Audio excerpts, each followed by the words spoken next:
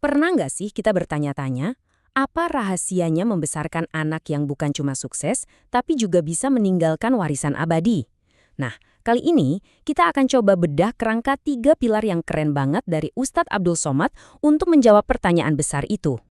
Kata-kata yang dalam banget ini ditujukan untuk almarhum Dr. Adnan Ibrahim. Beliau memang wafat saat pandemi, tapi pengorbanannya itu digambarkan kayak lilin. Dia membakar dirinya sendiri demi menerangi orang lain. Dan cahayanya itu masih ada sampai sekarang, lewat sekolah yang beliau dirikan. Itu loh yang namanya warisan sejati. Oke, jadi pertanyaannya, gimana caranya kita bisa mendidik anak untuk membangun warisan yang luar biasa seperti itu? Menurut Ustadz Somad, ini semua bukan kebetulan loh, ada resepnya. Ada fondasi yang super kokoh yang dibangun di atas 3 pilar utama. Oke, ini dia gambaran besar pembahasan kita kali ini. Kita akan mulai dari 3 pilar intinya, iman, ilmu, dan amal. Terus kita lanjut ke peran krusial orang tua dan sekolah. Dan terakhir kita akan lihat apa sih definisi sukses yang sesungguhnya. Yuk langsung mulai. Baik, kita mulai dari bagian pertama, warisan kesuksesan. Jadi model kesuksesan yang dibahas ini tuh bisa dibilang diringkas jadi 3 prinsip inti.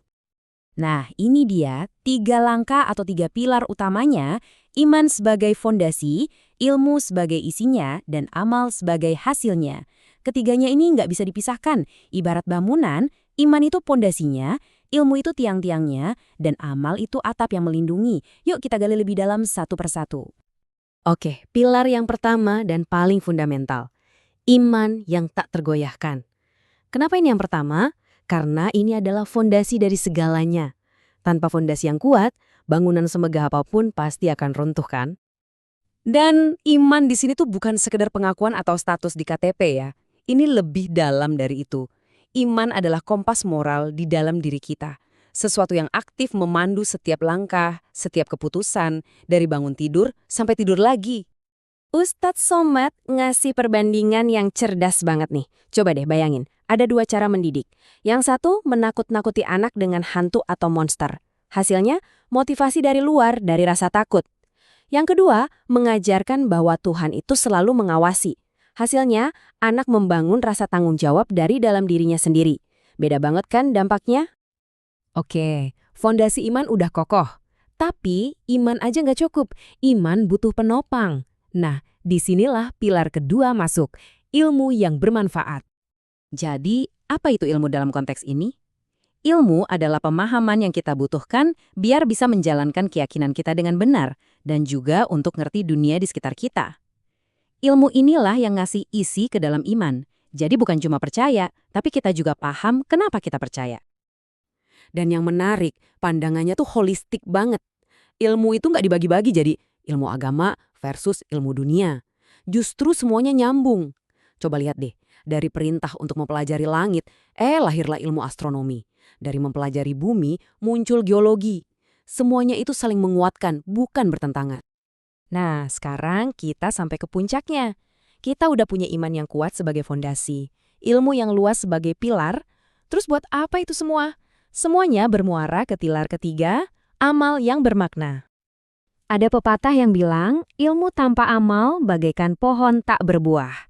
Wah, ini dalam banget artinya. Bayangin pohon yang gede, rimbun, kelihatan bagus, tapi nggak ada buahnya sama sekali. Sia-sia kan? Nah, kayak gitulah ilmu, kalau cuma disimpan di kepala dan nggak jadi tindakan nyata. Bahkan, setiap ibadah itu punya tujuan praktis di dunia nyata loh. Sholat misalnya, itu tujuannya untuk mencegah kita berbuat salah. Puasa itu tujuannya untuk melatih empati dan takwa. Haji itu untuk mengajarkan pengendalian diri. Jadi semuanya itu ujung-ujungnya tentang aksi, tentang perbuatan baik. Oke, pertanyaannya sekarang, siapa dong yang tugasnya membangun ketiga pilar ini pada anak? Nah, disinilah Ustadz Somad menekankan satu hal yang penting banget.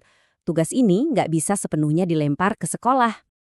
Beliau pakai perumpamaan yang jelek banget. Sekolah itu bukan jasa penatu. Maksudnya apa? Ya kita sebagai orang tua nggak bisa dong cuma drop anak di sekolah pagi-pagi, terus berharap sorenya dijemput udah bersih, wangi, dan rapi karakternya. Nggak bisa gitu. Jadi ini tuh harus jadi kemitraan. Orang tua itu adalah pendidik utama yang nanamkan nilai-nilai inti di rumah. Sekolah perannya apa? Sekolah itu partner. sahabat keluarga yang ngasih pengajaran formal dan mendukung apa yang sudah dibangun di rumah. Karena bahaya banget kalau nggak sinkron. Bayangin deh, di sekolah anak belajar harus sopan, harus rajin sholat. Tapi pas pulang ke rumah, yang dia lihat justru kebalikannya. Wah, bisa korslet itu anak. Dia jadi bingung mana yang benar, dan ini bisa menghambat perkembangan karakternya. Oke, kita sampai di bagian terakhir. Setelah semua usaha membangun iman, ilmu, dan amal, sebenarnya tujuan akhirnya apa sih? Nah, di sini kita diajak buat melihat definisi sukses yang jauh melampaui sekedar karir cemerlang atau harta yang melimpah. Tujuan puncaknya dirangkum dalam frasa yang indah banget, sehidup sesurga. Jadi targetnya bukan cuma sukses dan bahagia bareng-bareng di dunia, tapi kesuksesan yang berlanjut sampai bisa kumpul lagi, sekeluarga di surga. Wah, dalam banget kan maknanya? Dan ini nyambung banget sama 3 hal yang pahalanya nggak akan putus walaupun kita udah meninggal. Sedekah jariah, ilmu yang bermanfaat, dan anak soleh yang mendoakan. Tiga-tiganya ini persis seperti yang dicontohkan oleh almarhum Dr. Ibrahim di awal cerita kita tadi. Jadi kerangka ini seolah-olah mengajak kita semua untuk berhenti sejenak dan merenung. Di dunia yang super sibuk ini, di mana semua orang fokus memoles CV dan profil LinkedIn, sebenarnya apa sih yang sedang kita bangun?